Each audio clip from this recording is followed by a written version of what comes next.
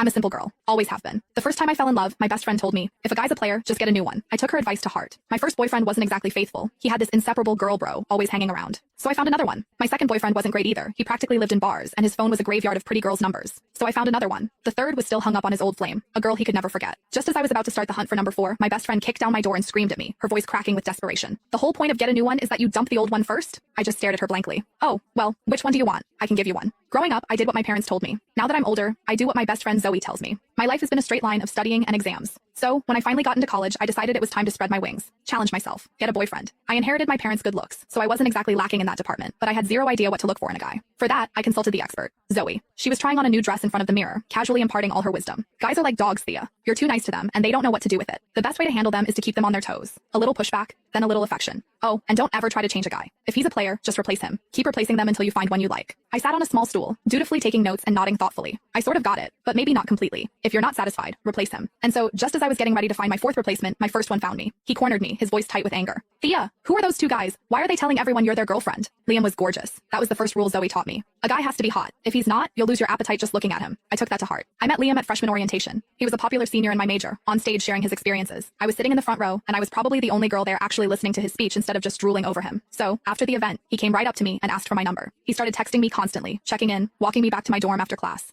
On weekends, he'd take me shopping off campus, to the movies, out to dinner. He'd bring me bubble tea and snacks when I was stressed from studying. He even bought me a ridiculously expensive necklace. For the first 18 years of my life, my world had been a placid pond. Liam was the first stone to ever make a ripple. So when he asked me to be his girlfriend, I said yes. What I didn't expect was that after we got together, I'd discover he had a best girlfriend who was practically attached to his hip. On one of our dates, Liam's girl bro showed up uninvited. She slung an arm around his shoulder like they were buddies and winked at me. The girlfriend won't mind, right? Me and Liam go way back. We're totally platonic. Liam just sighed, but he was indulgent. Thea's super understanding. She doesn't get hung up on stuff like this. I just smiled, watching how close they were. I remembered Zoe telling me that some things were only for a boyfriend and girlfriend. So, were they a couple? What did that make me? The other woman? For our 1-month anniversary, Liam took me to an amusement park. We were having a great day, mostly because his girl bro Tanya was nowhere in sight. But as dusk fell and we headed for the Ferris wheel, she popped up like a weed. She had that same overly casual look on her face as she linked her arm through Liam's. Liam! What a coincidence. You're here too? He smiled at her. Tanya, what are you doing here? Did you come by yourself? Yup, she said, her voice tinged with something sour. You know me. I can't stand hanging out with other girls. There's so much drama, and the guys were all busy today. They stood there chatting as if I didn't exist, as if I were just a stranger passing by. Finally, Liam seemed to remember me, though there wasn't a hint of apology on his face. Thea, Tanya's here by herself. Why don't we let her join us? At that, Tanya finally looked at me, plastering a look of regret on her face. Oh, the girlfriend. I didn't even see you there. You're not mad, are you? Tanya let out a little hiss. Liam and I are just friends. You really don't need to be so jealous about everything. I hadn't even said a word, and she was already painting me as the crazy, jealous girl. I smiled sweetly and shook my head. It's fine. I know you don't get along with other girls. The more the merrier. Tanya's expression flickered, as if she could tell I was being passive-aggressive. But Liam, bless his heart, completely missed it. He just thought I was being sweet and understanding.